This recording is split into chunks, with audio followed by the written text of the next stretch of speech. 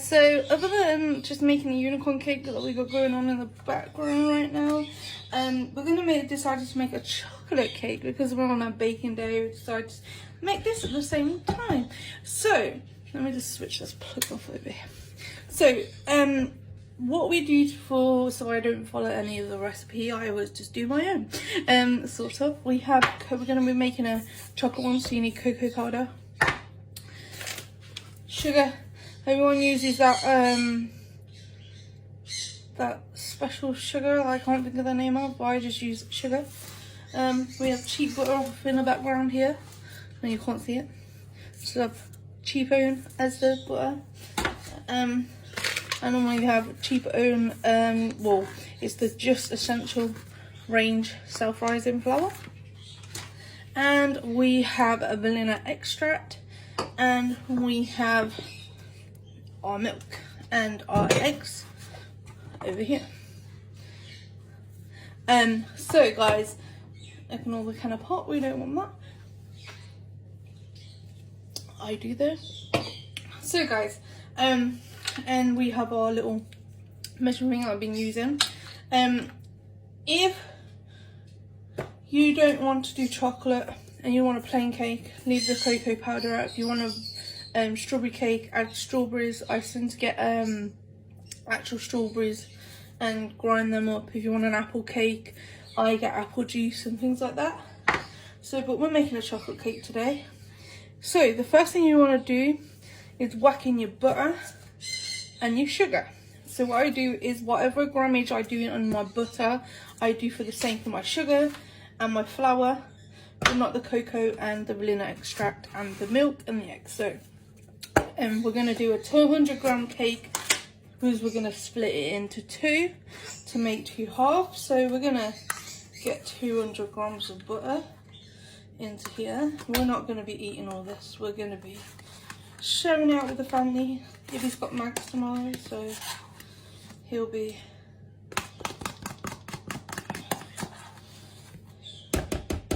taking some down there.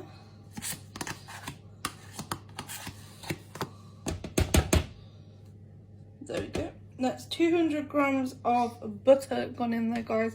If it's ever too over, we just leave it. We don't care. We never care like that. I will be making a buttercream to go on the top of this, in obviously chocolate flavour. Right, next we're going to add 200 grams of sugar.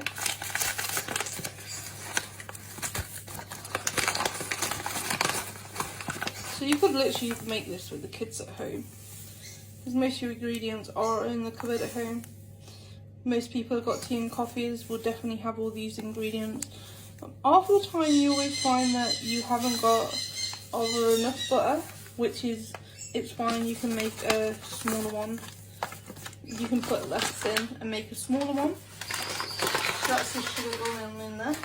So I'm going to mix this together now. So you want it in like a creamy consistency. But as I was saying, most people have, so they have butter in their house. But they normally tend to not have enough. So if you're planning on doing this, if I was you, I'd pick up that extra butter from the shop. The other one tons of people haven't got, if you don't normally make cake, is vanilla extract. So obviously that'll be another one.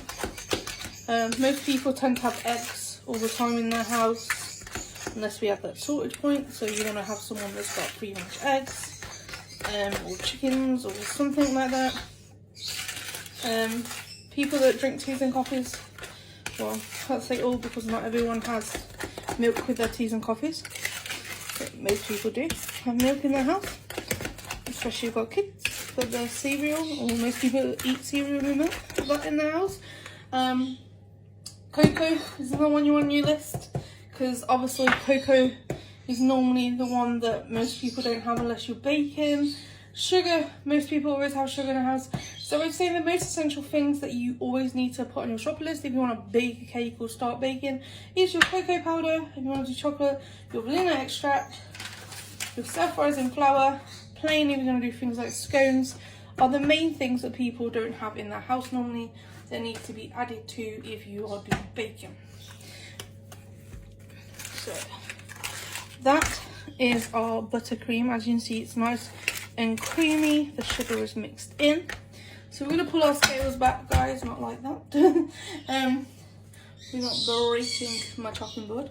So we're going to put that back on 0. The next thing you want to add in there is your egg. Now, most people go, you're supposed to add it in bit by bit, and you're supposed to add 2 eggs in.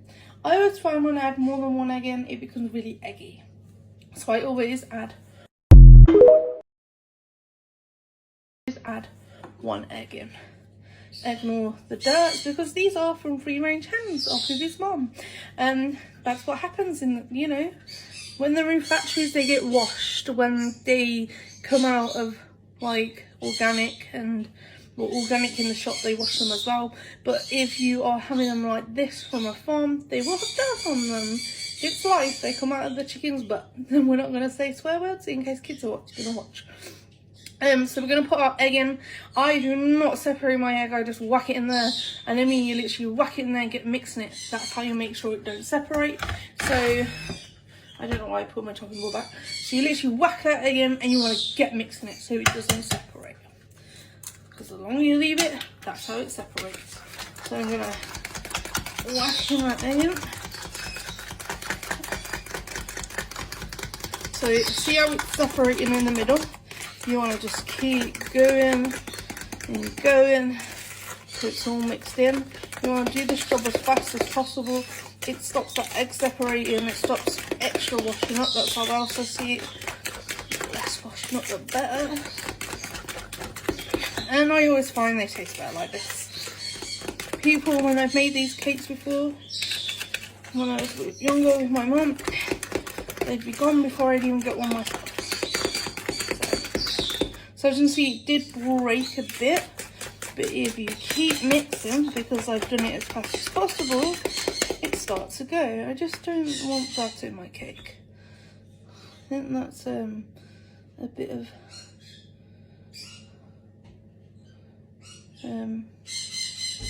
egg guts. Yeah, we don't want that.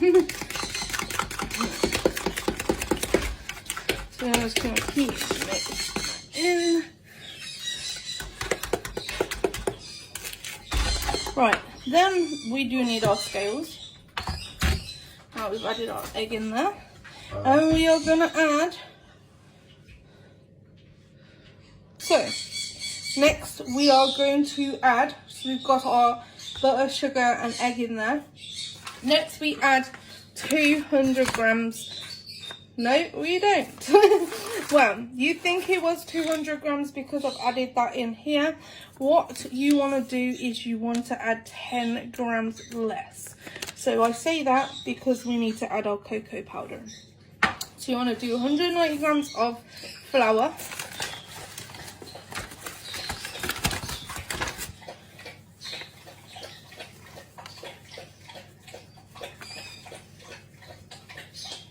Oh, I went a bit over because I was concentrating on 200. So I'm just going to grab a little spoon and scoop some back out.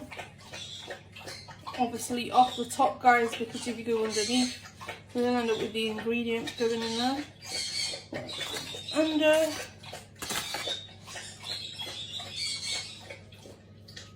Right, there we go. I hate when it does this shit.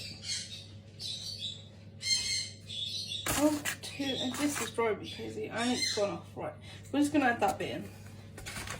That's the only thing, the problem I find about these scales, they just go off. So next thing we're going to do, we're going to add this flour in. We're not going to fold it in, we're just going to mix it. Like them other posh recipes, you know, the ones, fold it in, put more air. Oh no, I don't ever do that. See, them people that follow the recipe books, they always seem to be really dry, the flour. That's why I also don't like doing it. If you scroll back through my TikTok as well, you'll find cakes I've done in the past. It's quite a while back. I did one during lockdown for Ibby's birthday. It was a dinosaur one. I made all the dinosaurs for the top. I'm not very good at that side of things. So we're going to mix all this together. The other one I've made is like chocolate finger cakes and things like that. So just Reuben kicking off in the background.